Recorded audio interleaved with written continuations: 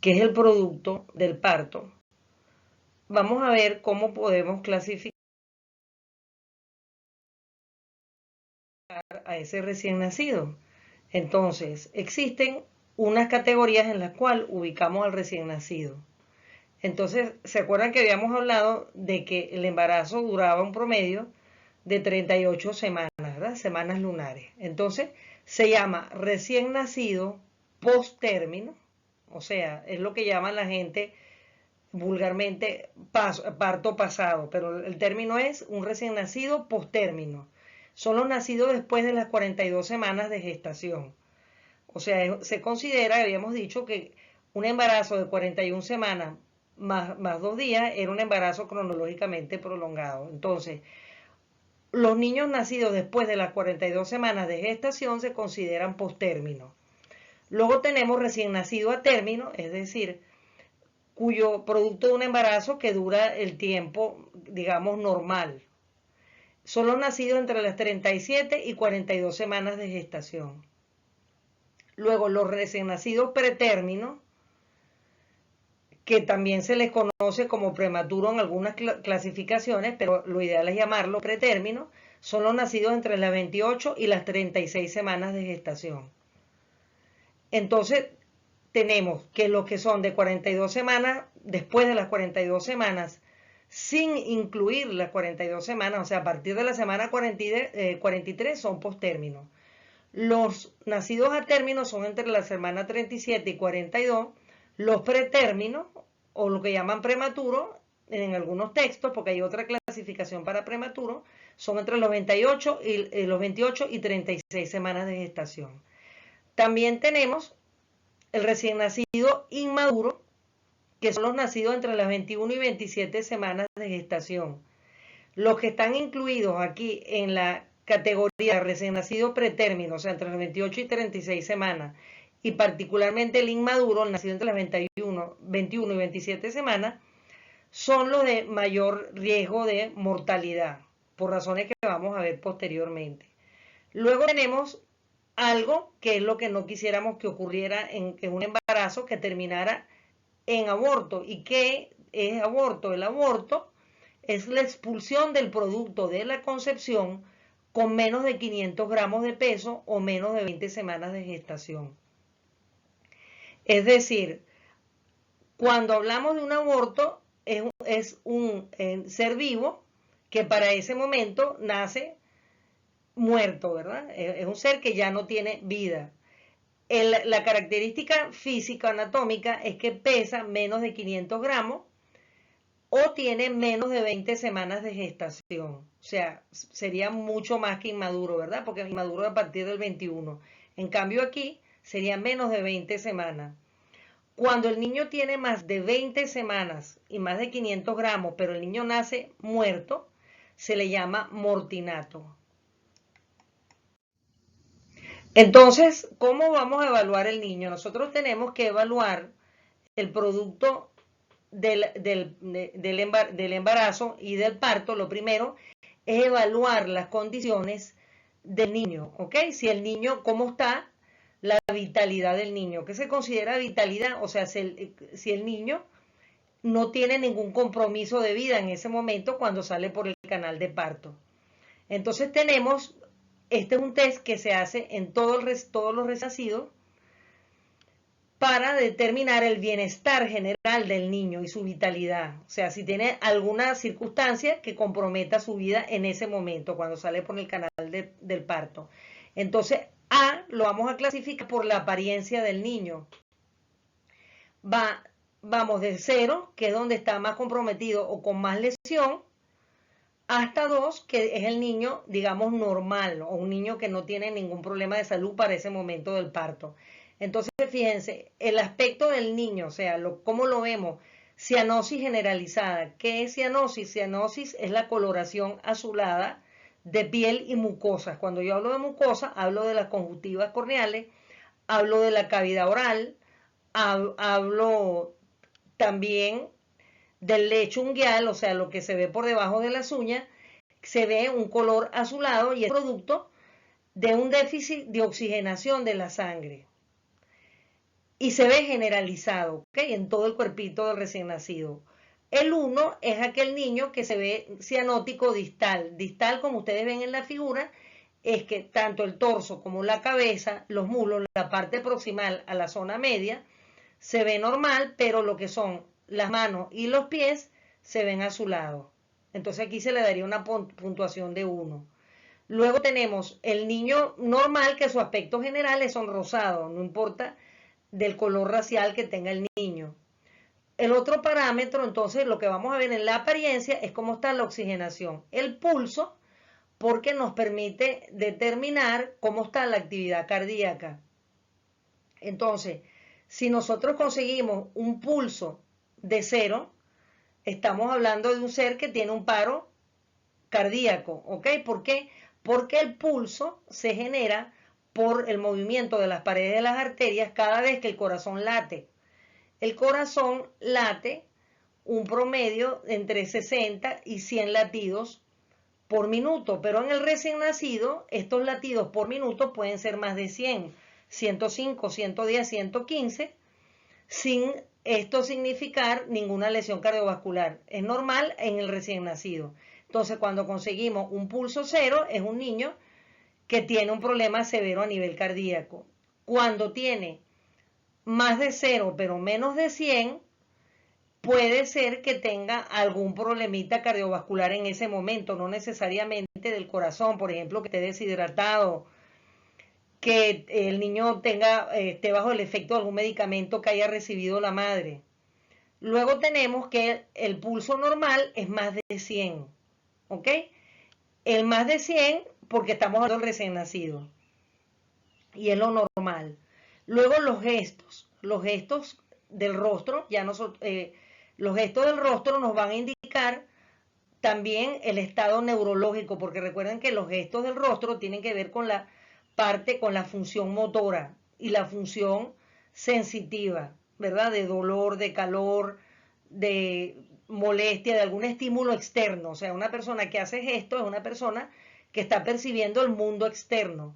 Entonces, si no hay respuesta, significa que puede tener una lesión neurológica, incluso un coma, porque no está en contacto con el mundo externo que en el momento en que él arribó en el parto. Cuando el niño hace una mueca, pues entonces significa que de alguna manera el niño está percibiendo algo del mundo externo.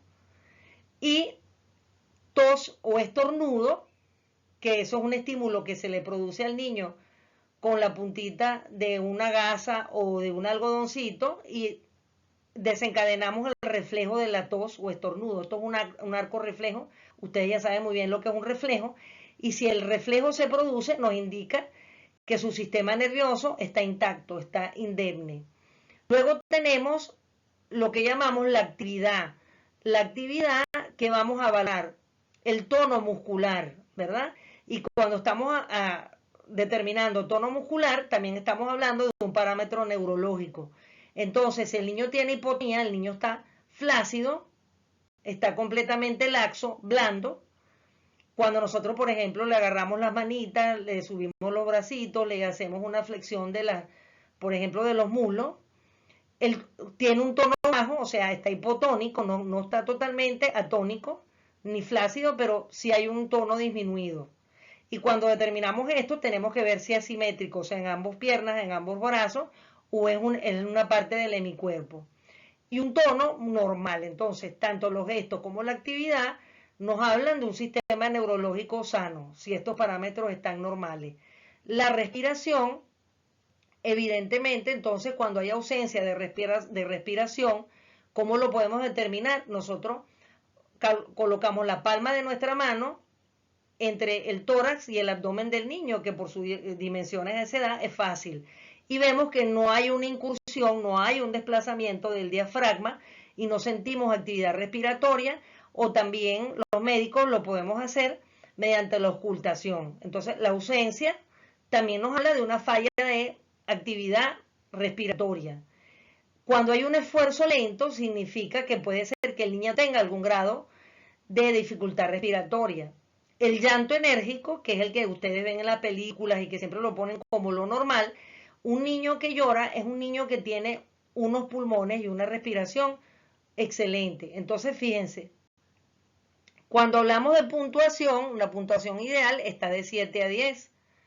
La puntuación intermedia, o sea que puede ser que tenga algún problema, pero no compromiso de su vida, es de 4 a 6. Y luego de 0 a 3, que sería el niño que está deprimido, que estaría en esta primera fila que estamos hablando. Entonces, finalmente, el test de Asger es para determinar el bienestar del niño en su primer contacto con el mundo exterior. Luego tenemos la escala de Silverman-Anderson.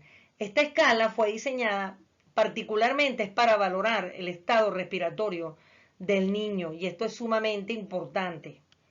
¿En qué se diferencia de la de Apgar? En que ella va a valorar el aspecto netamente respiratorio. Y un niño que respira bien, ¿de qué nos habla? Nos habla de que tiene un buen sistema nervioso. Vamos a recordar que los centros respiratorios están en bulbo y en protuberancia, y que no tiene ningún defecto a nivel pulmonar ni a nivel de músculos que participan en la respiración, como el diafragma y los músculos accesorios de la respiración, que son los intercostales internos, los intercostales externos, los supraclaviculares y los rectos del abdomen. Entonces aquí tenemos, ¿verdad?, una puntuación. Entonces, cuando nosotros, aquí es diferente, a medida que la puntuación es más baja, significa que hay menos compromiso respiratorio o no hay ningún problema respiratorio. Entonces, la respiración normal del niño es abdominal. Por eso nosotros vemos que lo que vemos en el bebé es el desplazamiento de su abdomen, ¿verdad? Entonces, hay movimientos toracoabdominales a la observación, sin tocar el niño. Si nosotros lo vemos que hay un ritmo regular, o sea, inspiración, expiración, entonces cero, ¿verdad?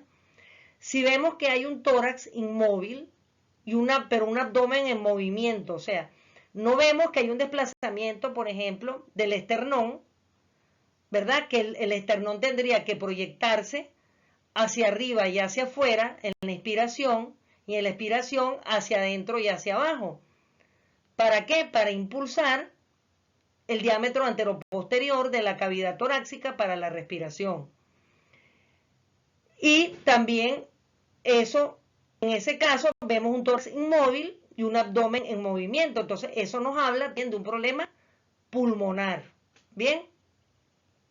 Cuando vemos que, por ejemplo, hay un compromiso más importante o hay una dificultad respiratoria en el niño o hay una asfixia, vamos a ver que hay una disociación toracoabdominal. Abdomen y tórax con movimientos asincrónicos, es decir, ¿cuál se llama sincrónico? Que están acompasados, es decir, cuando hay movimiento en el tórax, tiene que haberlo en el abdomen. Y eso es un movimiento sinérgico que va con la mecánica de la respiración. Pero si el tórax va por su lado y los movimientos del abdomen son diferentes, eso nos habla de un problema a nivel respiratorio que incluso puede ser neurológico. Luego, eso son con respecto a los movimientos toracoabdominales, que es a la observación. A la observación del niño también podemos ver tiraje intercostal. ¿Qué es tiraje? El tiraje es el uso de músculos accesorios de la respiración. Como les dije, los músculos más importantes de la respiración o los músculos básicos serían el diafragma, los intercostales internos, los intercostales externos, también tenemos los rectos del abdomen. Ahora bien, cuando se usan músculos accesorios, ¿cuáles son los músculos accesorios? Los músculos supraclaviculares o incluso músculos que pertenecen a la región lateral del cuello. Se habla de tiraje, que es cuando nosotros vemos un desplazamiento forzado de la parte muscular que descansa sobre tórax y cuello.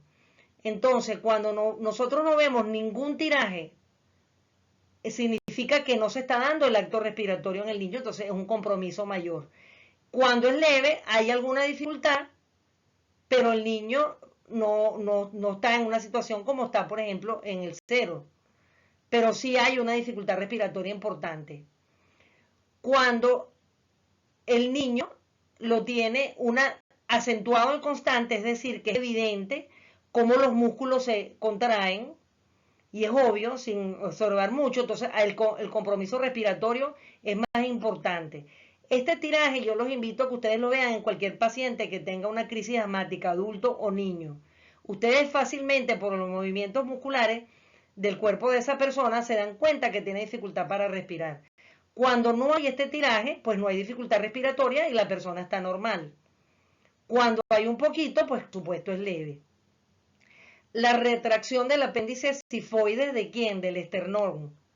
Entonces, vamos a ver, cuando no hay ninguna retracción, que también el apéndice sifoide, los músculos que sostienen el apéndice sifoide, participan en la respiración, pero en la respiración tipo tiraje, o sea, cuando hay una respiración forzada, si no se utilizan no hay dificultad respiratoria. Cuando es leve hay alguna dificultad respiratoria. Cuando es intensa significa que hay una dificultad respiratoria máxima. Aleteo nasal se refiere a las alas de la nariz. Cuando ustedes no ven ningún movimiento a las alas de la nariz del bebé, el bebé está respirando normalmente. Cuando se ve un aleteo intermitente de las alas de la nariz, ¿verdad? Que son estas que están lateralmente, ahí puede haber algún grado de dificultad respiratoria. Cuando es intensa, significa de que hay un grado mayor de compromiso de dificultad para respirar. El quejido respiratorio se refiere a un sonido que se oye en el árbol respiratorio, ¿okay? Es un sonido ronco que ustedes saben y ustedes identifican que viene del árbol respiratorio. Se parece muy similar a lo que es el ronquido, ¿verdad? En una persona durmiendo, pero aquí estamos hablando de un niño.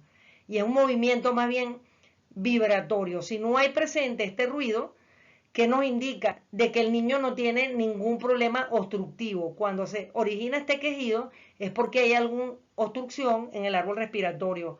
Moco, sangre, glera, puede haber también el líquido amniótico de la placenta, etc. Cuando hay un sonido leve o inconstante, puede haber algo que esté obstruyendo las vías respiratorias. Cuando es intenso o constante, definitivamente hay algo que está obstruyendo las vías respiratorias.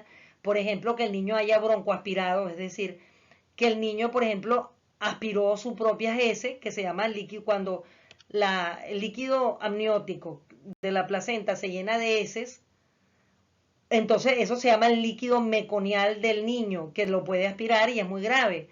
¿Por qué? Porque el meconio es la primera evacuación de heces del niño y puede ser tóxico si lo aspira. Entonces eso le puede producir este cuadro que estamos hablando de una dificultad respiratoria importante con un quejido expiratorio fuerte. Entonces, fíjense, un niño normal, entonces si el niño está normal, entonces, ¿qué es lo que estamos valorando? Vamos de 0 puntos y luego un niño que está normal, 0 puntos. Podemos tener un niño que no tiene estos parámetros positivos, pero que tiene alguna dificultad respiratoria. Cuando vemos que tiene esa dificultad respiratoria, entonces vamos a compararlo con los parámetros que están en esta columna, en la columna 1. Entonces decimos, es una dificultad respiratoria leve, es una dificultad respiratoria moderada o es una dificultad respiratoria severa. Ahora, también podemos tener una dificultad respiratoria donde podemos decir severa, pero para valores de 1,3, valores de 4,6, valores de 7,10. Entonces, cuando nosotros vemos esto, lo que vamos a hacer para abreviar en la historia pediátrica del recién nacido, nosotros ponemos 0 si no conseguimos ninguna dificultad respiratoria. Si tiene una leve dificultad por cualquier causa, ponemos que el valor está entre 1 y 3. Si consideramos que tiene una dificultad, según esta tabla, moderada, la ponemos de 4 a 6 y severa de 7 a 10. Y esto entonces acorta más la realización de la historia pediátrica del recién nacido. Entonces por eso se manejan estas cifras como parámetros universales. Entonces si ponemos recién nacido con Silverman 7-10, ya no, es obvio que estamos diciendo que es un niño que tiene una dificultad respiratoria severa. Luego tenemos el otro test que es muy difundido para la valoración del recién nacido, que es el test de Ballard. El test de Ballard es para determinar la edad gestacional del niño. Muchas veces, ¿verdad? La madre se cuenta normalmente el primer día de la última menstruación o también a través de un control ecosonográfico y se miden los diámetros del fémur y del húmero para determinar la edad gestacional del niño, pero muchas veces esto se presta a confusión o es una madre que no se ha controlado el embarazo y no se conocen la característica. Entonces nosotros tenemos que determinar más o menos la edad gestacional del niño. Entonces lo que vamos a determinar en el test de Ballard es los parámetros de madurez neuromuscular y físico. Neuromuscular es cómo está su sistema nervioso y cómo están sus características físicas, o sea, si tiene la madurez suficiente. Recordamos que habríamos hablado que el niño maduro era el niño que estaba, o a término, era el niño de 38 o 42 semanas. Entonces, lo que vamos a observar, nosotros podemos ver en esta escala, desde lo menor a lo mayor. Entonces, fíjense, la postura del niño. Si vemos al niño en esta postura, el niño está en decúbito dorsal, el niño no tiene movimiento de cabecita, no tiene movimiento del tronco, de las extremidades. Es un niño que podemos decir que está deprimido desde el punto de vista neurológico. Luego tenemos el 1, que puede ser que periódicamente haga algún movimiento o bien de los miembros o bien de la cabeza. Cuando tenemos un nivel 2, ahí, en esa postura vemos que el niño, por ejemplo, cambia la postura de los miembros inferiores o de los brazos, más no del tronco, obviamente, ¿no? Porque el niño no tiene un control todavía neurológico para manejar todo lo que es cabeza, cuello y la postura de tronco. Luego, cuando el niño es capaz de incorporar mayores grupos musculares a los miembros superiores e inferiores, entonces decimos que es 4. O sea que si el niño, por ejemplo, es un niño que nosotros consideramos que está a término, que tiene 38 semanas, pero en realidad el niño tiene 34 semanas, puede ser que sea un niño que, por ejemplo, lo consigamos a un nivel 2. Porque en realidad, entonces, este nivel 2 nos dice, no, este niño no tiene 38 semanas porque debería estar así, como está aquí en el 4, ¿no? Entonces, si el niño está en el 2, entonces neurológicamente yo sé que para semana 32 el niño tiene esta característica en su postura, en su parte. Recuerden que esto depende de qué, que ya habíamos hablado de la coordinación de los movimientos y del eje corteza, espina, o sea, corteza médula, ¿verdad? Luego tenemos, hay algo que es entonces la ventana cuadrada de la muñeca, que son los movimientos que el niño puede realizar con la muñeca. Yo les invito estos parámetros que los busquen por un video para que lo puedan, es mejor visualizarlo directamente en vivo, ¿ok? Y aquí están los diferentes grados en que van a ver ese rango de movimiento que tiene la articulación. Luego tenemos el rebote de los brazos, es decir, alzamos nosotros los brazos del bebé, inmediatamente el niño carga, no es capaz de elevar el brazo. Por ejemplo, un niño llorando porque está pidiendo teta, o porque está sucito, o porque le duele algo, entonces vemos que el niño no desplaza esos brazos. Cuando el niño es capaz se mantiene en 180, ¿verdad? Cuando el niño se puede cambiar el rango, ¿verdad? Entre 140 a 180, ya ahí se ve que hay una actividad mayor. Luego tenemos hasta llegar a menos de 90, o sea que es capaz de dominar todo el rango de movimiento de sus articulaciones. Luego tenemos el ángulo popliteo. Saben que el niño tiene una semiflexión de las rodillas, que es una posición normal, pero entonces el niño se mantiene como un ovillo en esa posición y más bien rígido. Entonces, capaz de, entonces ahí nos sugiere que puede haber un problema motor. Si el niño realmente, por ejemplo, tuviera 38 semanas, y comprobamos que tiene 38 semanas, no, porque eso correspondería a un niño, por ejemplo, de 34 semanas, o sea, un niño de menor edad gestacional. Y entonces aquí vamos viendo cómo el niño va desde no poder mantenerse a 180 a llegar a menos de 90 grados de extensión que él puede tener del ángulo popliteo. Y eso nos habla de que es un niño a término porque ya estableció un eje córtico-espinal. Luego tenemos el signo de la bufanda, ¿verdad? Donde esto también me gustaría que ustedes lo vieran por un video, busquen el video, porque esto es mejor observarlo, explicárselo aquí es un poquito engorroso. Me interesa que ustedes determinen cómo se ve esto en el niño. Luego tenemos el de talón oreja, ¿no? Que el niño, ustedes saben que es capaz de flexionar y desplazar su columna de tal forma de llegar a un rango donde él puede, él por ejemplo aquí se mantiene en esta posición donde él no puede hacer una flexo-extensión hasta una extensión completa. Entonces, cuando nosotros hablamos ya del 4, entonces estamos hablando de un niño que está en toda esta columna del 4, es un niño que está a término, desde el punto de vista neurológico y de sus condiciones físicas.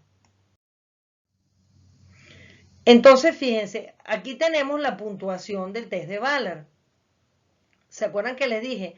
Para facilitarles que en la columna 4 nosotros podemos ver, entonces, un niño que es capaz de, que tiene todo su puntaje en la columna 4 es un niño que está entre los 38 a 44 semanas de gestación. Es un niño que se considera cronológicamente y también neuromuscularmente maduro.